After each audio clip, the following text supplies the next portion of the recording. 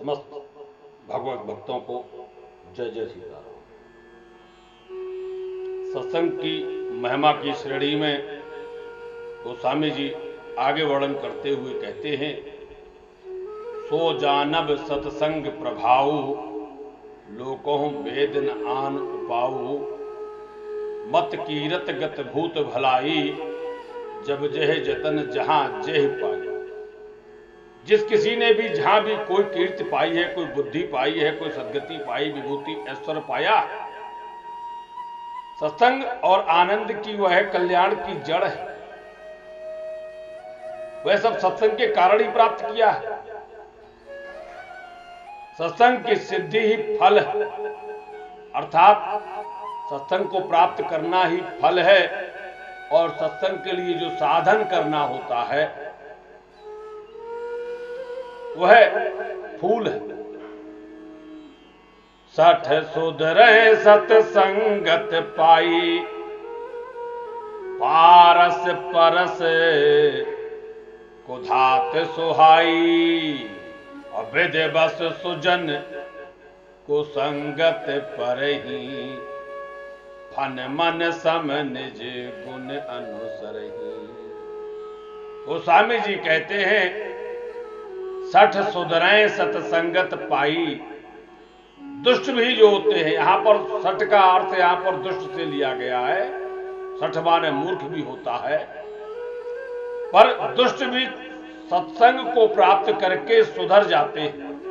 संतों का संग पाकर दुष्ट भी सुधर जाते हैं। जैसे पारस के स्पर्श से लोहा भी सोना बन जाता है, सुंदर सोना बन जाता है, किंतु दैव योग से यदि कभी सज्जन कुसंगति में पड़ जाए, सज्जन व्यक्ति या संत व्यक्ति भी कुसंगति में पड़ जाए, तो वह उस कुसंग का, वह दुष्ट का स्वभाव ग्रहण नहीं करता, बल्कि अपना स्वभाव वैसा ही बनाए रखता है जैसे विद बस सुजन कुसंगत पर ही, फन सम मन निज गुण अनुसर ही। जैसे मणि जो होती सर्प का पास पहुंच जाती है, या मणि सर्प का संग प्राप्त कर लेती है, परंतु अपने गुण बनाए रखती है, उसका विष का प्रभाव मणि पर नहीं पड़ता, वह दुष्टों के संग में रहकर भी प्रकाश ही देती है। यह सत्संग की महिमा है, यह सज्जन व्यक्ति की महिमा है।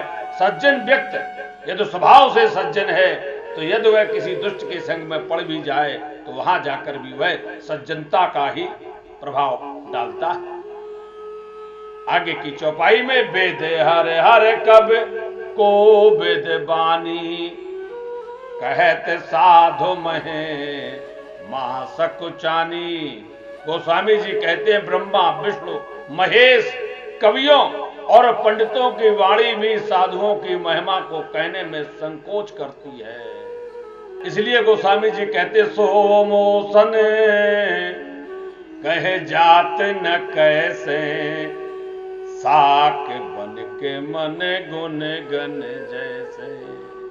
जब ब्रह्मा विष्णु महेश बड़े बड़े कवि भी साधुओं की महिमा को कहने में संकोच करते, कह नहीं पाते हैं, तो मैं कैसे कह सकता हूं। ये तो वैसे ही स्थिति होगी जैसे कोई साग तरकारी बेचने वाला मणियों के गुण समूहों का वर्णन करे।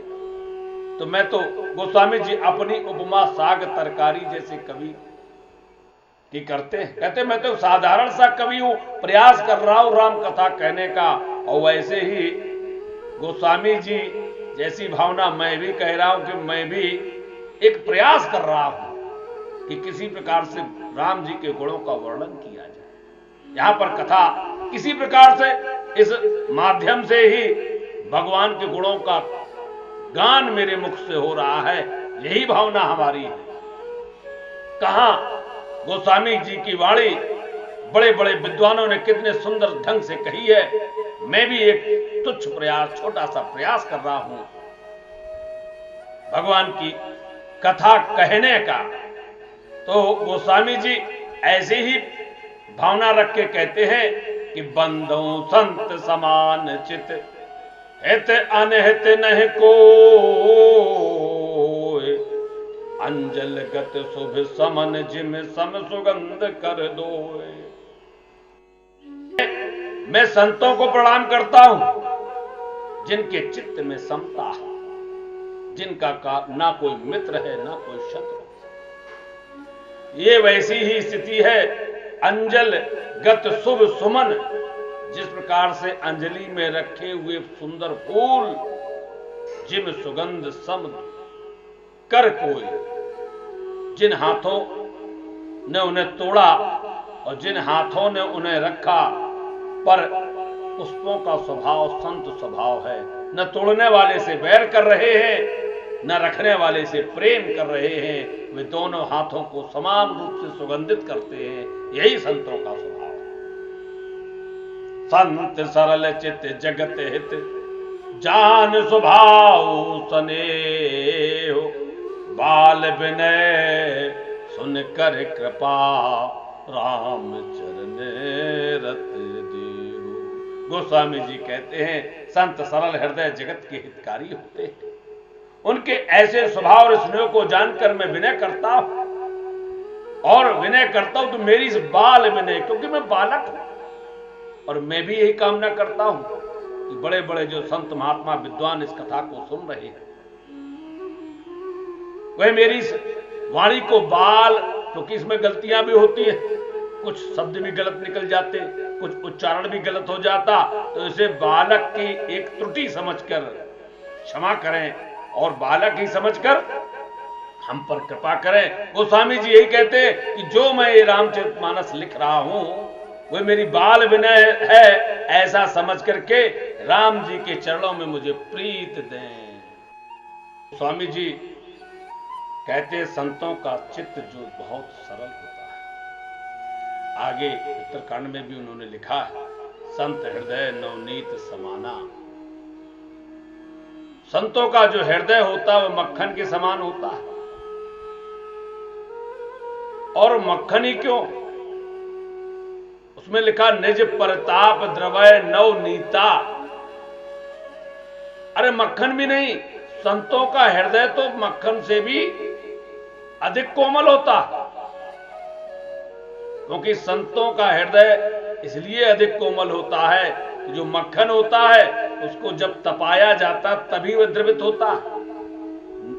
निज परताप द्रवय नवनीता, जब उसे तपाया जाता है उसे गर्मी मिलती है, तभी तो वह द्रवित होता है। पर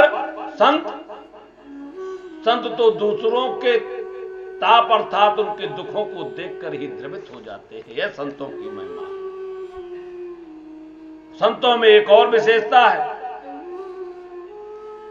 संत होना कैसा चाहिए, कैसे पहचाने ये संत है। गोस्वामी जी ने इसका वर्णन भी आगे किया, अभी विस्तार से आएगा भी, पर संक्षेप में हम कहते हैं संत कैसे होते हैं। भगवान ने, विधाता ने, ब्रह्मा जी ने सृष्टि की जब रचना की तो द्विगुणमय की, दो गुणों से, गुण और दोष से युक्त की है। जड़ चेतन गुण दोषमय विश्व कीन करतार। विधाता ने इस सृष्टि की रचना जब की तो उसे ऐसे नहीं कि गुण ही गुण हो, गुण और दोषों से युक्त करके की है।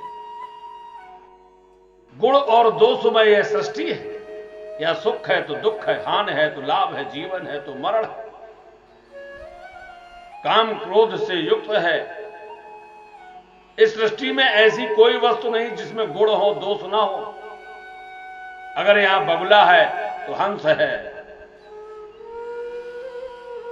यहां पर कौवा है तो कोयल है। अर्थात कहना चाहूंगा कि समान और असमान दोनों वस्तुएं यहां पर उपलब्ध हैं। ग्रहण किसे करना यह व्यक्ति के विवेक पर निर्भर करता है। भगवान ने दोनों वस्तुएं दे दी, आपको मनुष्य की योनि दे दी।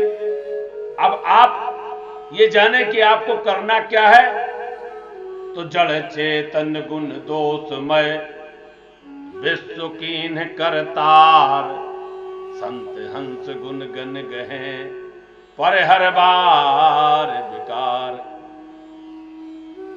संत क्या करते हैं? संत हंस गुण गहे पर हर बार विकार। जब दूध की बात होती है तो जिस प्रकार से हंस दूध में से नीर छीर कर देता है, दूध को अलग कर देता है, जल को अलग कर देता है, संत भी वैसे ही होते हैं। इस गुण और दोषमय सृष्टि में से वे गुणों को ग्रहण कर लेते हैं और दोषों को अलग कर देते। यही संतों की महिमा। संत इस प्रकार से गुणों को ग्रहण करके संसार का भला करते हैं और दुष्ट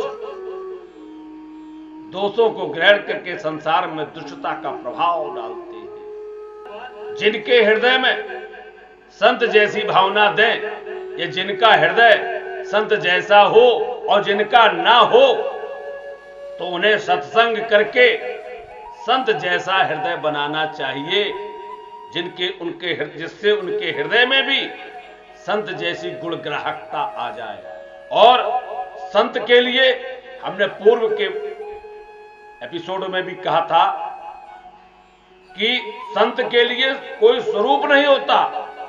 एक चौपाई कहूंगा कि यूं कुबेश साधु सन मानू, जिम जग जाम वंत हन मानू।